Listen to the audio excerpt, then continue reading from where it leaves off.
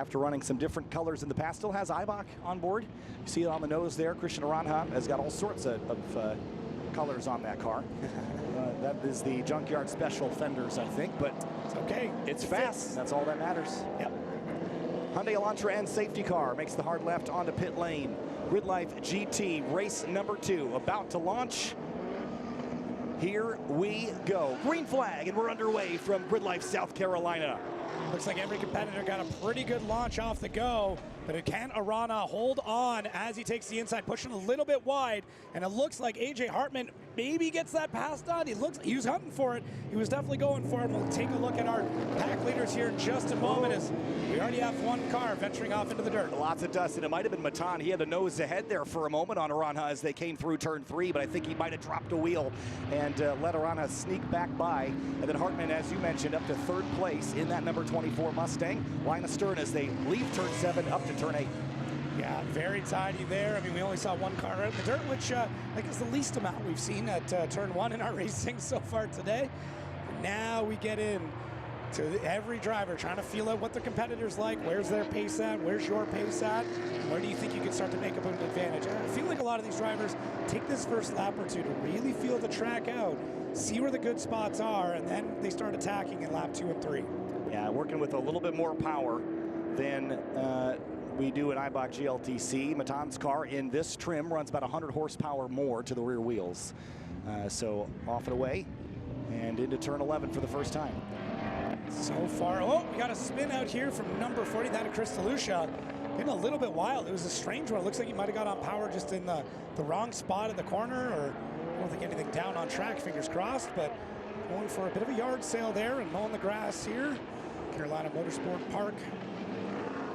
Through turn 14, we'll see if anybody decides to make a daring move, but right now the track is spread out pretty well.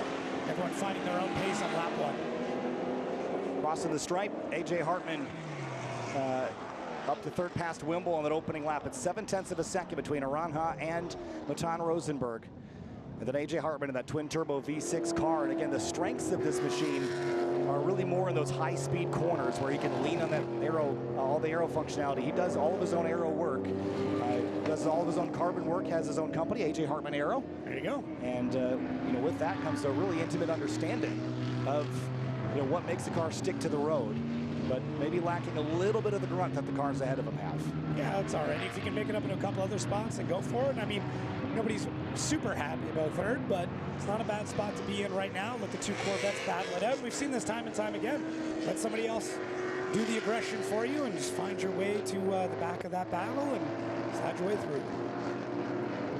Hartman throttling up towards the back straightaway now. And remember that the Toyo Tires contingency, if Christian Aranja were able to pick up a couple of wins here, the potential is here, grid size base, but the potential is there for $3,600 a weekend in Toyo bucks that they can apply via Tire Rack. Convenient timing on the sponsor rotator there. Look at that. So that's a really exciting thing. And then in Spec Tire this year, we don't really know how that's going to make things play out. Again, in GLTC, we've always had a choice of tire, but a Spec Tire puts everyone on the same level playing field and really makes you kind of build your mousetrap in maybe a slightly different way. So I'm really excited to see how this pans out this year. But Arana looks like he's stretching his legs a bit. Yeah, he's using all the cars there, which can be a good sign, and not always, though. Might be just meaning they took 14 with a little bit more pace than what he was expecting, and we'll see how things look as the sun's starting to come down. Arana in a bit of a slip there, coming through 2. Not too bad. Car's looking very, very stuck to the ground, and he's taking advantage of every single square inch of this racetrack. Yeah, we saw the spin for Chris DeLucia in the 40. He messaged me earlier that he ran out of fuel. He's not used to having an LS in the car. Oh, wow. So just miscalculated there a little bit. It's thirsty. Yeah, drivers want to bring on as little weight as possible and try and wrap up their race with, I don't know, what, a couple of cups left in the tank? Yeah, and after running a BMW motor, a 6-cylinder last year, a little bit more fuel efficient at full tilt, so just not quite familiar, and your numbers from last year aren't going to work for this year. Now, a lot of these drivers have keeping pretty tidy notebooks, release scraps of papers or pizza boxes with everything going on and all their settings. So drivers with the experience out here, especially drivers that were already on these Toyos, they're going to have a pretty good advantage coming into a lot of these races. Yeah, Matan Rosenberg, too, with this new livery he's got on his car, I have to say, it looks great. And maybe an unpopular opinion, but the headlights he has on, those kind of low-profile, non-pop-ups, I think they are awesome. And I think it's because of the ALMS and Le Mans Corvettes. Okay, I like it. I just think they're better than pop-ups. Nothing against Christian's car. I think it's great, but Matan in second place with those low-profile, very racy-looking headlights. I think those are great. It's about time you had a controversial opinion today. I've had about 5 of them. So. Well, the other thing, I have to say this. I want to make it a rule that headlights have to be turned on, only because race cars look way cooler with headlights turned on. I completely agree. I completely agree. And I know our media peeps out in the field right now would absolutely love some beautiful shots because we're now getting into golden hour. Yeah, I think he's only got one actual headlight, though. I don't think the other one, it works. Well, let's make another rule that you need to have 2. I would love that. Whoa, big slide for Rosenberg. Carving turns 4 and 5. Just trying to find something to go after Aranja. Just can't seem to get there. Looks like Lucia bumped up a spot there as well. That's coming across the line a little bit further back. Scafudo still sitting in 9th. So not seeing a lot of jockeying for position. Everybody pretty happy. See inside the headlight housing there. Looks like there's some kind of air intake or something. Yep. You know, got that bug eye look. I say 2 headlights. You got to run both. And any time past, I don't know, what is it now? 6? Any time past 5. Yeah, then a C5 always deserves yellow headlights. Oh, yeah. Good call. Right. Good call. So, and you know what? A funny story on the ALMS thing. He's gone through a couple of liveries since, but when he debuted this car, he ran a year of it in black paint, black and red paint. Then he ran it for a year in a 2009 ALMS-inspired Corvette racing livery. Okay. And then he ran it in a Falcon livery last year. And now, of course, with the change to GRIDLIFE GT, and he's hooked up with Vibrant Performance and got all new colors, and Eibach logo still on the car as well. But again, it's seen 4 liveries in 4 years. That's impressive. 3 or 4. Vinyl is not cheap either. It is not. And for most drivers, it's the last thing that they want to put money into. They want to have performance, they want to have everything else, and then they go, I'll worry about the looks later. You know, drivers in our series are so proud of their cars that, you know, there's certainly cars out there that could probably use a wrap or 2, but, you know, generally, you know, this series, the attention it draws and the entertainment it draws, people take a lot of value in their way that their car is presented, and I think that's cool to see. Oops, slow car there. Was that the Camaro? I think so, yeah. Hard to say. But Chris DeLucia rockets up towards turn 4. No, it was Meadows, I think. Oh. So I wonder if fortunate. Yeah, just seemed like he was a little off. Or was it Wimble? No, it had to have been Meadows. Alex Pite's coming up the front straightaway, by the way. That sounding did not sound good. Very off kilter. Yeah, that sounded really, really bad. Lots of pops and bangs, lifting off throttle in a spot where you're normally on throttle, so I wouldn't be surprised if it was Wimble, that 11 car that was struggling there. And he got it back rolling, so we'll Control-Alt-Delete. He's got the OBD2 port plugged in. Just quick little clear of that code and back out on track. Lucia again with the new livery on this car, paired up with KDM tuners, and a lot of support late with the transmission and engine swap he did. It was not, it was basically not shifting, not letting them get out of gear as of a week ago, and just, you know, all the way down to the wire. But this car looks great, and DeLucia's just kind of working through the kinks. Again, the fuel thing was really all that took him out of the race in race 1. And long term in this series this year, I think he could be a championship threat, although at the moment, Aranja and Rosenberg are getting a little ahead of him. Yeah, I think you've got a driver that's looking this good, this early on, in something that's pretty brand new to him. When we talk about the drivetrain side of things, him looping the car a little bit earlier on was quite interesting. I would love to see a replay of that to see what happened. It almost seemed like he was at the apex and just got on power a little bit sooner, and that's going to loop you around. As he gets used to the car, I mean, how much torque did he have last year compared to this year, right? There you go. So. Yeah, and once you figure out how to use it, that's going to be massive. Yeah, there's Wimble falling down in the standings. Yeah, and this is Eric Meadows, a very similar car in the number 3, working his way up the order, trying to catch DeLucia. But yeah, I mean, the Corvette guys, this was a crew that we saw between Luke McGrew and Eric Meadows and Gary Wimble and a host, and including Rosenberg, that were all in Eibach GLTC at times last year and years previous. But again, they were running their cars so low power and so detuned and so choked that I think they must be having a better time now. Get a little bit more speed, a little lighter car. Got to be more fun. Yeah, it's got to feel weird to be in a car like that and know that it's not running at top notch. It feels weird when it comes to racing, knowing that there's something holding you back. But we want to make it fair. We want to make it competitive. We want wheel to wheel to look as best as it possibly can. So, little restrictor. They do it via restrictor plate? You can do it any way you want. Oh, okay. So you can, as long as you pass the dyno, they don't care if you, as long as it can't be changed from the car mid-race. Here comes DeLucia to the inside of Jensen in the FRS. Good battle here between these two. Jensen going a little bit wider. DeLucia trying to go for that inside. Still going for it. No splitter on the 184. No, he had that issue in race 1. Yeah. Must have just brought one to the race this weekend. But it seems to be doing all right for him so far. You know, I think you could probably debate the splitter situation. Aero is free in the rules in this series, which means that you don't take a percentage penalty for having a wing or a splitter. So it's, you know, you might as well put it on by default. But you could argue the merits of them, especially at a slower racetrack like this. It'll help. I think the rear wing is the bigger deal, but then you have to deal with balance of the aero front to rear, especially in those high-speed corners. Yeah. I don't think it'll be a huge deal. He's still running up inside the top 5, but DeLucia is putting pressure on. Doing a great job of it too, trying to take some interesting spots on the track to hunt him down, but Jensen's doing a pretty good job of fending him off, keeping that car nice and wide on the central racing line. He's going to make DeLucia fight for it. He's going to fight him right to the bitter end, it looks like. Up the back straightaway now in the slipstream, peeling out of line, just get in the rear view mirror on the brakes a little later. You see the car bobbling a little bit as he woes it down.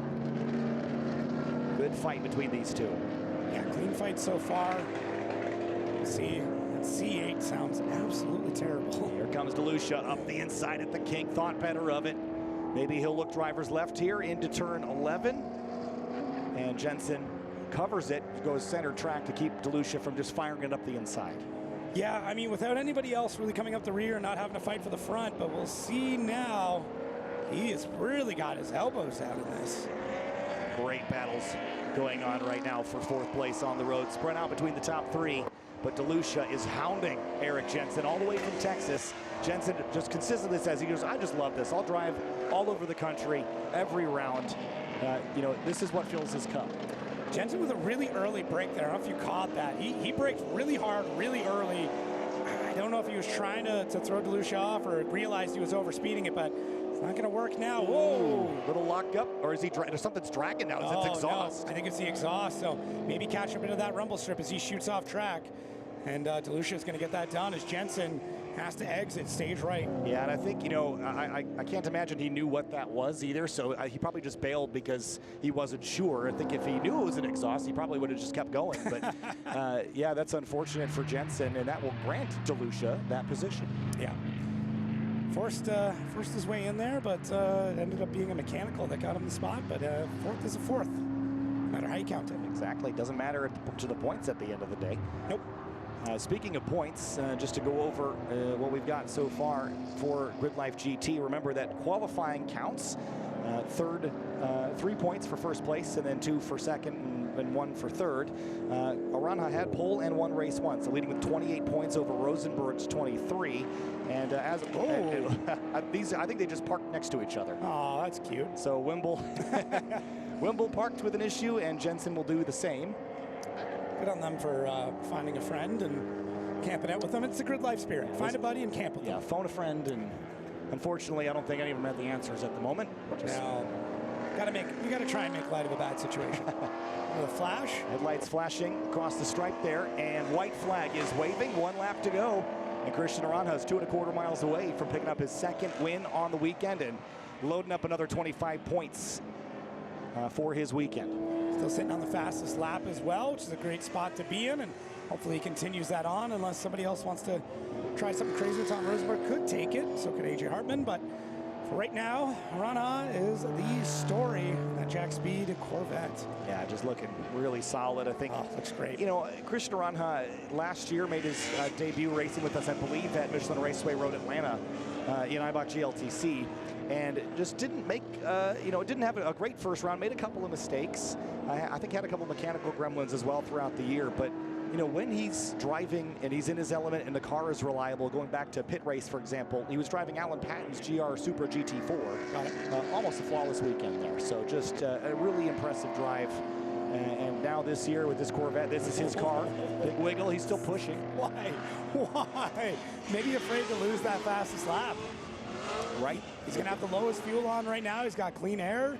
That's a, man, going for the fastest lap on the last lap is a very, very bold move, but he's got the gap right now, 6.6 from the last session, or from the last lap. Ron, we'll see. We'll see if he's able to maintain that purple set.